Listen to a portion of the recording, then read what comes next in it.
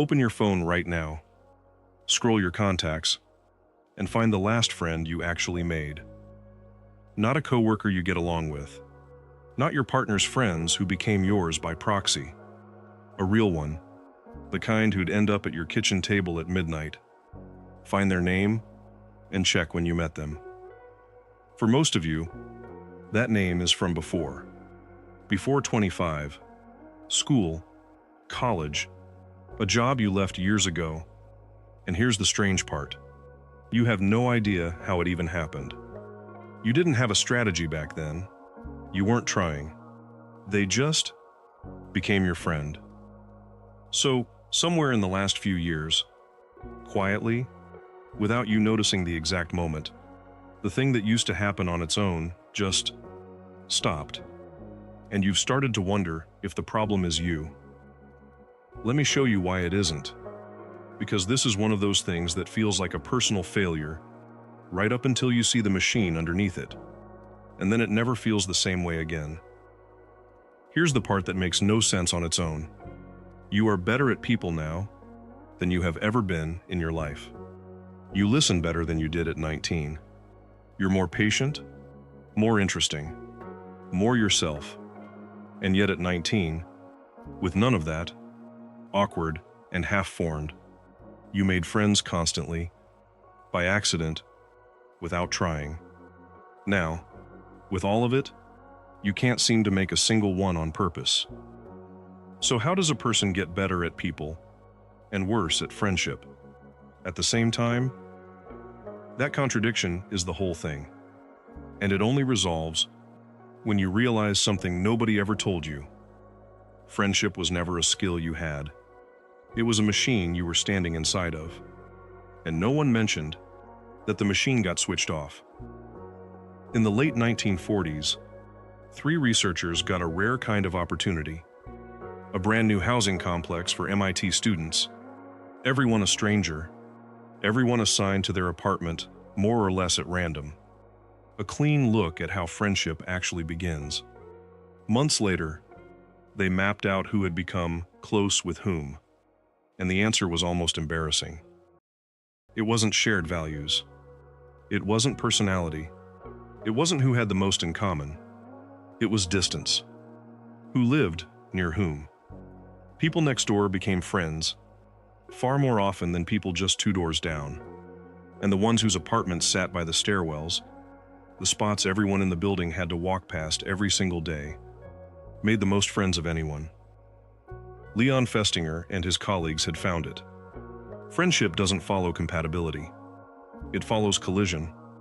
Repeated, unplanned, no reason to, bumping into the same people, over and over. Listen to that again, because it rewrites your whole story. You didn't choose your friends at 19. The floor plan did. So look at where every friendship you have actually came from. School, college, that first job with the shared lunch table. Every one of them was the same thing. A greenhouse. A sealed, warm, climate-controlled building you were required to stand inside of 5 days a week with the same people for years. Proximity, warmth, repetition, all of it on a timer you didn't set. Things grow in a place like that. They can't help it. And that's the truth you were never told. You never learned how to grow friendships.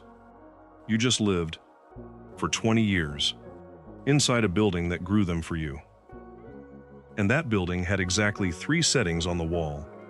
The sociologists who study how adults actually bond keep landing on the same 3: being physically near people, running into them again and again, without planning it, and a setting relaxed enough that you eventually let your guard down. That's it. That's the whole recipe. Now listen to those 3 again, and notice what's missing.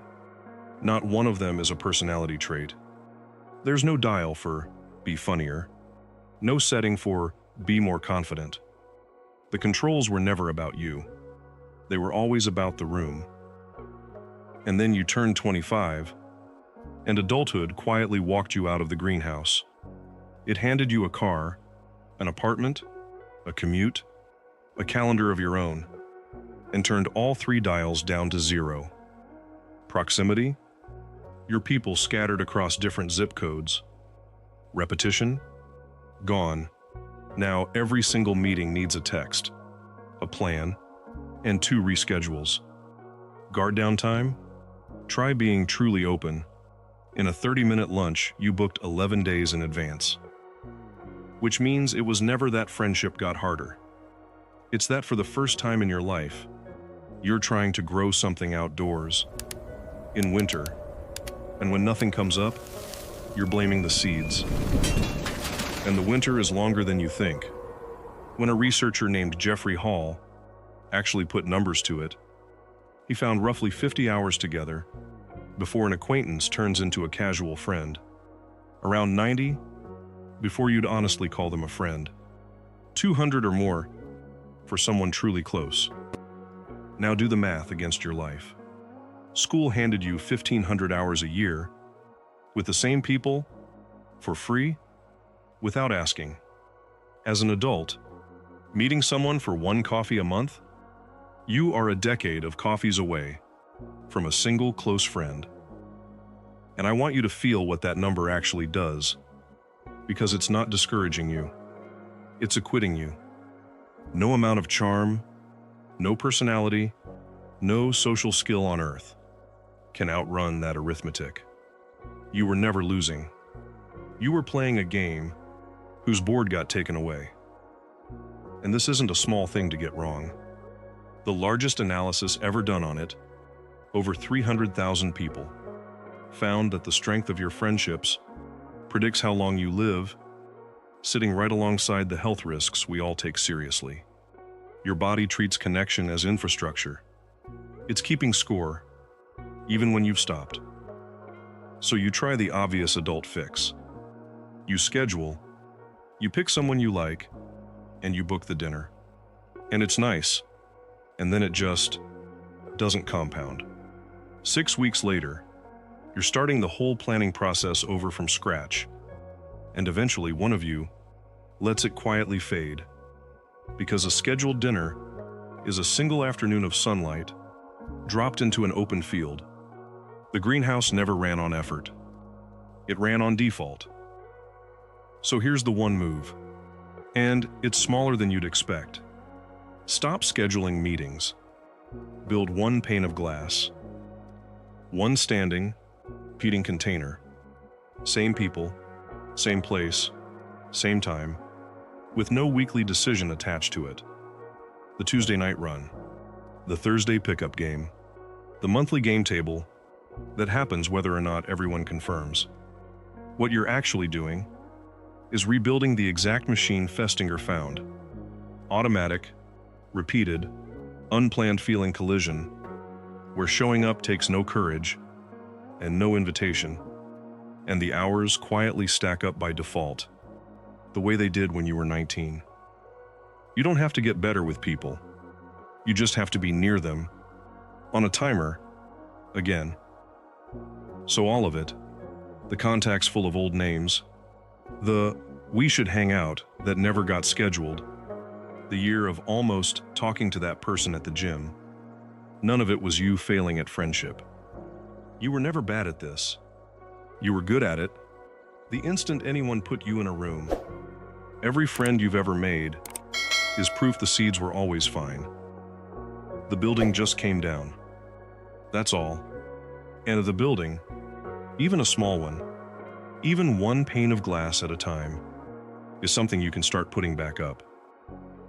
So before you go, tell me, where did you make your last real friend, and how long ago was it? Be honest. I think a lot of you are about to notice the same thing at the same time.